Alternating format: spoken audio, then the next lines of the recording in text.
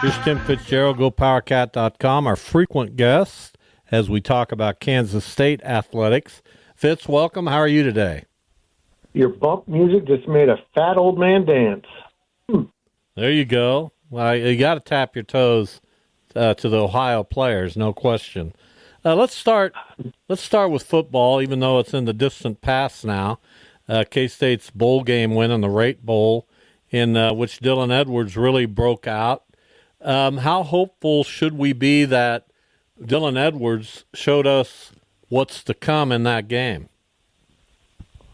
Yeah, it was impressive, wasn't it? Now look, there were some matchup issues with Rutgers that played to his advantage, and honestly, anyone with speed. That was a big, strong defense built for the Big Ten, built for Big Ten running backs, not for a 5'7" guy that can run like the wind. And they contained him at times, but when he had enough space, they couldn't handle him. I mean, they just couldn't track him down. And I thought he was really impressive.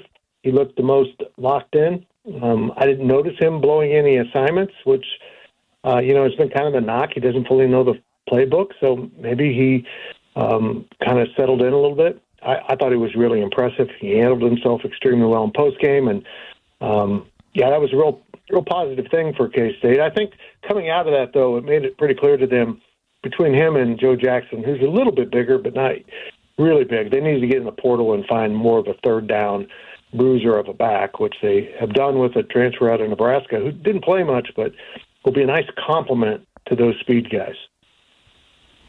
Now that the season is over, his season is over, do you look at Avery Johnson's season at all differently? We know he didn't run a bunch, but he did set the program record for touchdown passes, which I was stunned by. And you think he can put that together with some increased running next year and really just have the entire package? Yeah, it was interesting after, the season was basically done at the pre-bowl press conference. Chris Kleiman admitted he was 4 or 5 games after Colorado where they did not want to run him. They did it sparsely, but it wasn't until late in the season that he kind of had returned to his more healthy way. And Avery told me at the bowl game it was the healthiest he'd felt since the start of the season. So he was able to get out there and run. And, getting more mass on him is certainly going to be an off-season goal. They've got to get him to be a little bit more durable. But in terms of his season, if you go back and look, well, first of all, the touchdown record, let's be honest here. It's impressive that he did that in his sophomore season. It's also an indictment of how bad K-State football was for a lot of years. That they didn't have touchdowns, let alone throwing touchdowns. So the bar was a little bit lower than with most programs. Because even after, Bill Snyder got here, Chad May was really the only truly passing quarterback he had. He kind of started to move into the quarterback run game not long after that. And that also waters down touchdowns. I think Avery had a pretty solid season. Taking the fact into consideration that he took away his biggest weapon, his legs. He did throw the ball fairly effectively. I think what skews everyone's opinion of Avery's season wasn't just the turnovers, it was the timing of those turnovers. Before half, at the start of the game, at the end of the game. It seems like too many of his turnovers had a seismic impact on the outcome of the game, and I think that sticks with a lot of fans, and honestly, it does just cast a shadow over the entire season. Talking with Tim Fitzgerald, GoPowerCat.com, the publisher, longtime journalist in our state. I described Wichita State's basketball team last night, to a friend of mine as a mishmash of talent that doesn't mesh. Could the same thing be said about K-State? Yeah. Although since that Wichita State game, I've thought they've been better. They should have won at TCU. I understand that. They didn't play well enough, long enough in that game. They had some lapses in the first half that were incredibly costly. And, of course, at the end of the game, going scoreless in the last 3+ minutes. But I think they're finding their way. I love the way they responded after that Wichita State loss and then the holiday break and came back and beat a really good Cincinnati team and handled them. But they, needed to win at TCU and didn't get it done. But that wasn't really soul-breaking. It's still early enough where they can get on a tear and do some damage in the Big 12 if they're good enough.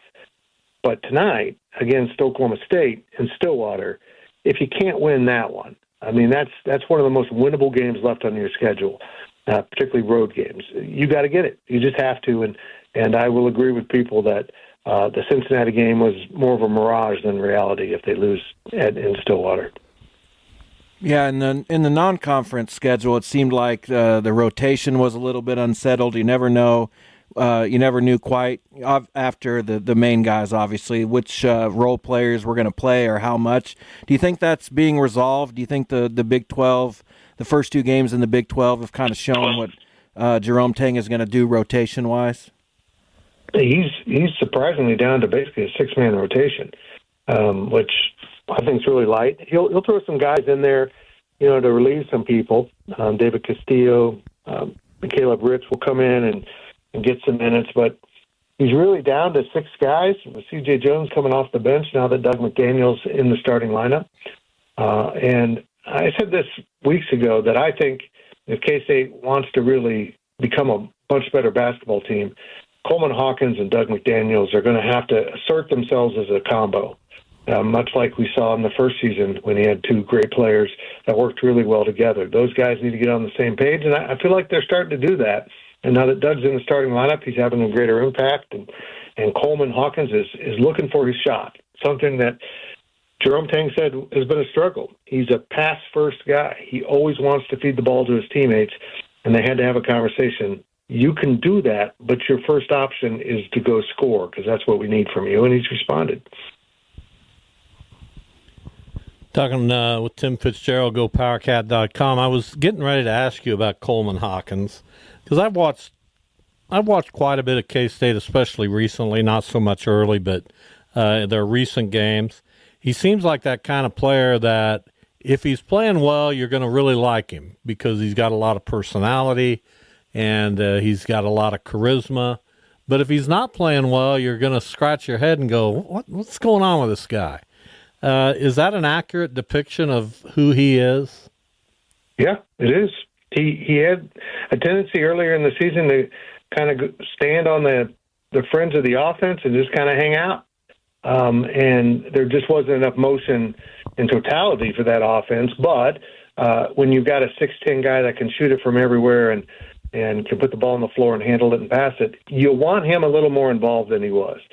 And I feel like at Cincinnati throughout the game, and also TCU in key parts of the game, we saw a great more activity on the offensive end, not standing around, not just by Coleman, but by everyone. And I think once Coleman started moving, everyone else started moving, and it just became, more of a cohesive offensive effort. I don't know if they're running anything different. They're just running it with more passion, including Coleman Hawkins. Has the league been what you've expected so far? We know kind of the SEC is what's but really dominating college basketball right now, at least at the upper echelon, top 10 type teams.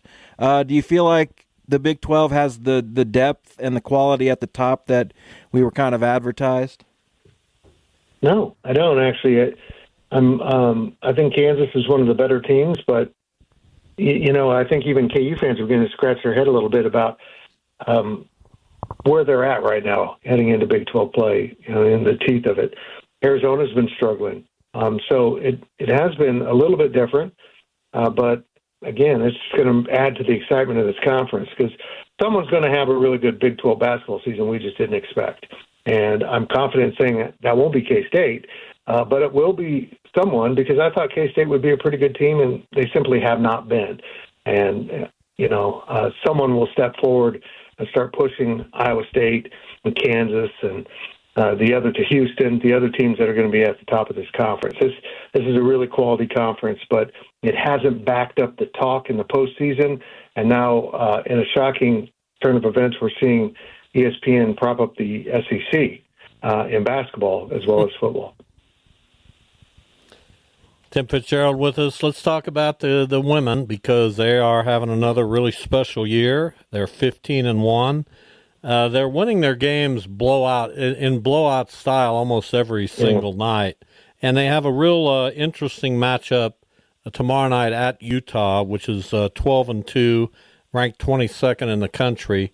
What's this club capable of? Because right now they've added some really quality talent to what they had last year when injuries kind of hit them. Have they fortified themselves to the point where injuries maybe won't have that kind of an effect? Yeah, they have. I think this staff did a great job of bolstering this roster. Tamira Poindexter, the Tulsa transfer, has been pretty solid. They've got a young shooter now. They've got a backup post now. The young shooter has been on the team, but I feel like there's just a lot more depth here. And you go back to the Texas Tech game that they won by 20 points.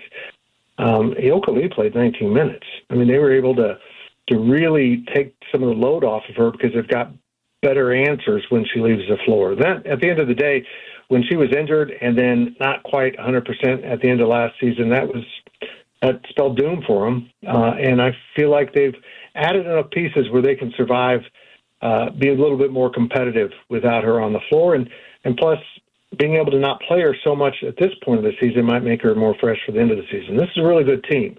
But we know this. You're going to be judged by where you finish in the Big 12 and how deep you go in the NCAA tournament. And that's a story that hasn't been written yet. You have obviously a relationship within the K-State fan base. So I'm going to ask you this. You put it all together. What happened with the football season, winning a bowl game, for whatever that's worth, the performance of some of the players. You've got the men's basketball team, which is maybe not hit a stride yet. You've got women's basketball. You've got the other sports. What's the mood of the average K-State fan as we start the new year, 2025? Grumpy. Despite the bowl win, I think that relieved some pressure. Thank God they won. I can't imagine how grumpy some of these fans would be, but I don't blame them either. And, I've owned it. I thought football would be better. They weren't. I thought basketball would be great. They haven't been. And I think a lot of people share that frustration that this seemed to be a season that held a lot of promise on all fronts. And so far, only the women's basketball program is upholding that. Even volleyball, that we thought would be really good, struggled at times this season. So that's just how college sports work. Sometimes, I don't think anyone expected anything from Jerome Tang's first season, and lo and behold, he went to the Elite Eight. And maybe that set a bar that's a little bit too high in expectations, but it has been a frustrating year. They thought they were in for kind of a dream season all across the board, and it hasn't really worked out that way.